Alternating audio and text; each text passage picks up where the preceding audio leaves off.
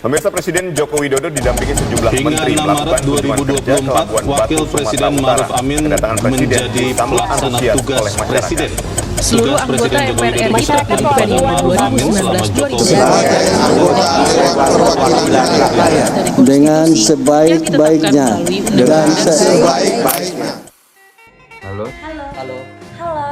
Saya Emra Karabeni Putra dengan NPM 2312011371. Saya Sefila Nama Zahra dengan NPM 2312011361. Saya Aryo Bagaswaro Ramadan, NPM 2312011359. Saya Ninten Ayu Hairunisa dengan NPM 2312011360. Saya Anidia Mutiara Zahra dengan NPM 2312011357. Audio Jungle.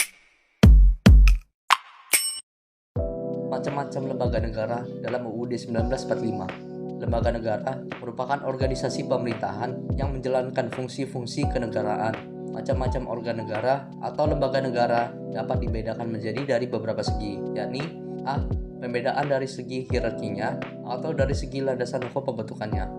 Yang pertama, lembaga negara yang bentuk atau nama dan wewenangnya diatur langsung oleh UUD, yaitu MPR, Presiden, Wakil Presiden, Kementerian Negara, Pemerintahan Daerah Provinsi, Pemerintahan Daerah Kabupaten, Pemerintahan Daerah Kota, DPRD Provinsi, DPRD Kabupaten, DPRD Kota, DPR, DPD, PPK, MK, KY, MA, TNI, dan Kepolisian Negara RI. Kedua, lembaga negara yang bentuk atau namanya tidak ditentukan dalam UUD, tetapi wewenangnya diberikan oleh UUD, yaitu Dewan Pertimbangan Presiden dan KPU. Yang ketiga, lembaga negara yang bentuk atau nama dan wewenangnya tidak ditentukan oleh UUD ialah Bank Sentral. B. Pembedaan dari segi fungsinya. Yang pertama, kekuasaan eksekutif atau pelaksana atau disebut juga dengan administrator besturzor. Yang kedua, kekuasaan legislatif dan fungsi pengawasan. Yang ketiga, kekuasaan kehakiman atau yudisial. 2. Lembaga tinggi negara dan lembaga negara. Sebelum amandemen UUD 1945, terdapat dua istilah, yakni lembaga tertinggi negara dan lembaga tinggi negara. Lembaga tertinggi negara yaitu MPR, sedangkan lembaga tinggi negara yaitu Presiden, DPA, DPR, BPK, MA.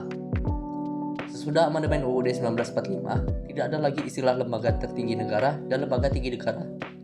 Digunakan istilah lembaga tinggi negara untuk Presiden dan Wakil Presiden, Dewan Perwakilan Rakyat atau DPR, Dewan Perwakilan Daerah atau DPD, Majelis Permusyawaratan Rakyat atau MPR, Mahkamah Konstitusi atau MK, Mahkamah Agung atau MA, dan Badan Pemeriksaan Keuangan atau BPK. Yang selanjutnya adalah kedudukan dan wewenang lembaga negara. Kedudukan lembaga negara menurut Philippus M. Hadjon dapat dilihat dari dua sisi. Pertama, kedudukan diartikan sebagai suatu posisi, yaitu posisi suatu lembaga negara dibandingkan dengan lembaga negara yang lain. Kedua, kedudukan lembaga negara diartikan sebagai fondasi yang didasarkan pada fungsi utamanya. Wewenang umum dari lembaga negara yang pertama adalah menjaga stabilitas keamanan, politik, hukum, hak asasi manusia, dan budaya. Yang kedua, menciptakan lingkungan masyarakat yang kondusif, aman, dan harmonis. Yang ketiga, menjadi penghubung antara negara dengan rakyatnya.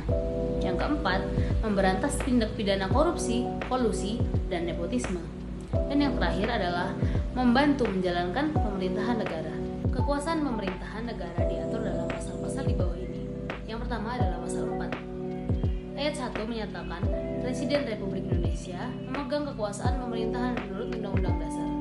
Ayat 2 menyatakan dalam melakukan kewajibannya, Presiden dibantu oleh seorang wakil presiden.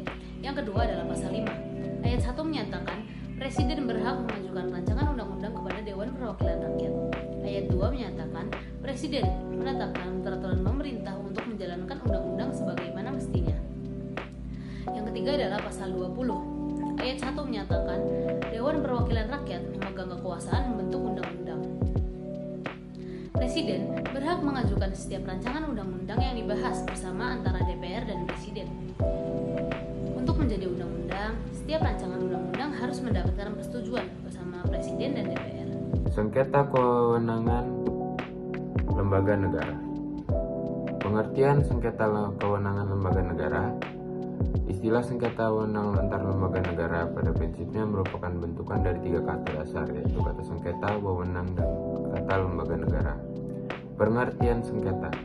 Kata sengketa merupakan kata benda yang memiliki 3 pengertian, yaitu sesuatu yang menyebabkan perbedaan pendapat, pertengkaran, pembantahan, pertikaian, perselisihan, dan perkara di pengadilan. Terdapat stratifikasi pengertian kata sengketa, yakni sengketa dalam kadar rendah, menengah, sengketa dalam kadar tinggi. Kadar rendah, pengertian yang pertama yaitu perbedaan pendapat, pertengkaran, dan pembantahan merupakan sengketa dalam kadar rendah. Kadar menengah, sengketa dalam kadar menengah berarti pertikaian atau perselisihan sengketa ini dapat meningkatkan menjadi ke kadar tinggi. Kadar tinggi yaitu sebagai suatu perkara dalam hal sengketa diselesaikan melalui pengadilan. Di dalam Black's Law Dictionary dijelaskan 4 jenis konflik, yaitu 1. Conflicting evidence atau sengketa atau perselisihan terbuka. 2. Conflict of authority, sengketa wewenang.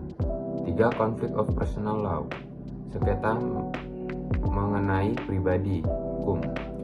4. Conflict of law, sengketa hukum. Pengertian dan sumber wewenang. Dalam bahasa Indonesia, kata wewenang sama artinya dengan kewenangan, yaitu hak dan kekuasaan untuk bertindak. Di samping itu, juga diartikan sebagai kekuasaan membuat keputusan, memerintah, dan melimpahkan tanggung jawab kepada orang lain. Wewenang yang dimiliki lembaga-lembaga negara dapat diperoleh secara atribusi, delegasi, maupun mandat. Yang pertama, atribusi. Pada atribusi, terjadi pembentukan wewenang atau kekuasaan karena berasal dari keadaan yang belum ada wewenang menjadi ada wewenang. Yang kedua, delegasi. Delegasi berarti penyerahan wewenang dari pejabat yang lebih tinggi ke pejabat yang lebih rendah. Dengan demikian, pada delegasi terjadi penyerahan wewenang dari suatu institusi dengan institusi negara yang lainnya, sehingga institusi yang sudah menyerahkan wewenang atau delegan tidak berwenang lagi atas wewenang tersebut. Yang ketiga, mandat. Mandat berarti pemberian kekuasaan atau biasanya bersamaan dengan perintah oleh alat perlengkapan yang memberikan wewenang atau mandat kepada orang lain yang akan melaksanakannya atau mandataris atas nama dan tanggung jawab alat pemerintah yang pertama. Dalam hal ini, mandat tidak diperlukan dalam dasar hukum. Selanjutnya, pengertian lembaga negara.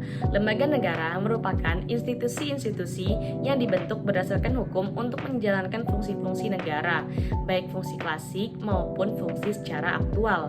Berdasarkan pada pengertian kata sengketa, wewenang, dan lembaga negara seperti di atas, maka sengketa wewenang antar lembaga negara berarti perbedaan pendapat yang meningkat menjadi persengketaan antar lembaga negara dan adanya tuntutan dari suatu lembaga negara terhadap lembaga negara yang lain atas wewenangnya yang telah dirugikan atau terganggu.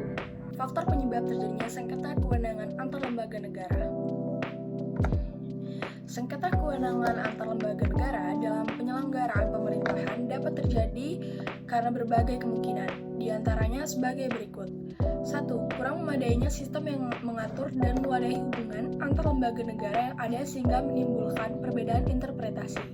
Yang kedua, dalam sistem ketatanegaraan yang diadopsikan dalam UUD 1945, mekanisme hubungan antar lembaga negara bersifat horizontal, tidak lagi bersifat vertikal.